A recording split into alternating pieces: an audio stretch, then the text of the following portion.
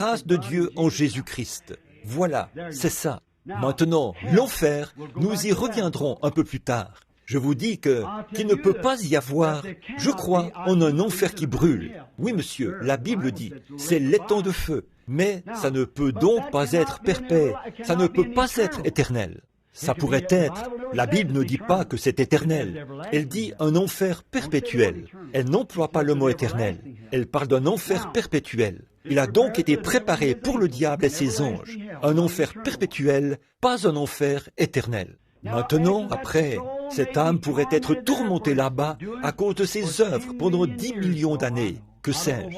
Je ne sais pas ce que perpétuel peut signifier aux yeux de Dieu. Cela pourrait durer 5 minutes, cela pourrait durer 1 million d'années, cela pourrait durer 10 millions d'années. Mais il viendra un temps où ces âmes cesseront d'exister. Voici ce que dit la Bible, voyez.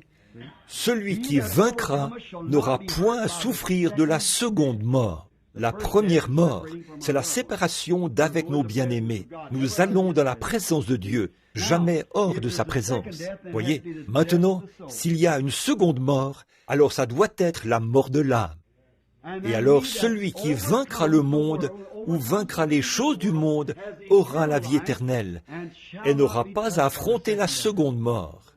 Voilà, c'est la vie éternelle.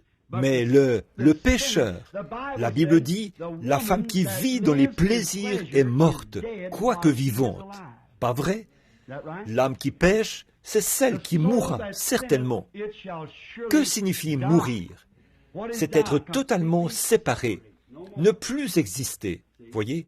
Elle est donc retranchée, c'est vrai. Elle est retranchée, c'en est terminé. Combien de temps cela prendra-t-il?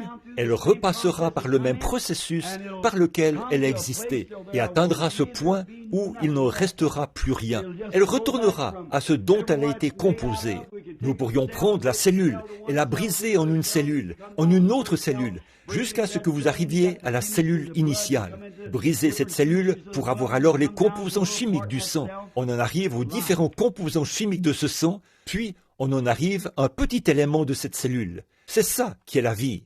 Les gens n'arrivent pas à trouver cela. Ils n'en savent rien. Eh bien, cette vie va finalement en arriver à un point où elle n'existera plus. Quels que soient les composants chimiques de cette vie, je ne crois pas qu'elle ait des composants chimiques. Ce serait spirituel. Et puis, à ce stade-là, finalement, elle se désintégrera complètement. Elle n'existera plus. C'est ce que dit la Bible.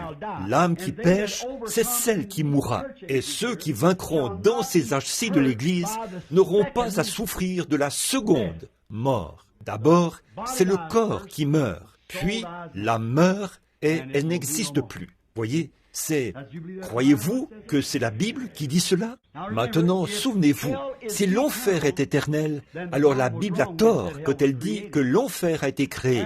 Et puis, si un homme doit brûler éternellement en enfer, alors il faudrait qu'il ait la vie éternelle pour être conscient alors qu'il brûle.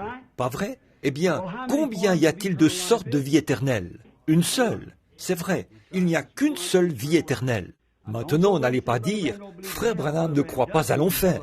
Frère Branham croit à l'enfer. La Bible enseigne que l'enfer existe. Aussi certain qu'il existe un lieu de repos, il existe un lieu de châtiment. Et Dieu châtiera certainement une âme qui a péché contre lui. Et si vous avez rejeté Jésus-Christ comme votre sauveur, vous serez certainement châtié pour cela. Mais il viendra un moment où vous n'existerez plus. Mais combien de millions d'années il vous faudra pour retourner à cela? Je ne sais pas.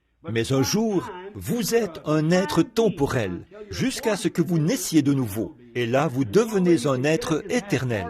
Et la seule façon pour vous de l'obtenir, c'est d'avoir en vous une partie de Dieu, lui qui est la vie éternelle. Le voyez-vous? Certainement. Que celui qui a des oreilles entende ce que l'Esprit dit aux églises. Je l'aime, pas vous. Je suis si heureux d'avoir la vie éternelle. Je ne me fais plus de soucis pour cela, parce que nous avons maintenant la vie éternelle. Je le sais, et j'ai confiance que tout le monde l'aura. Nous tous. Irénée, oui, j'avais une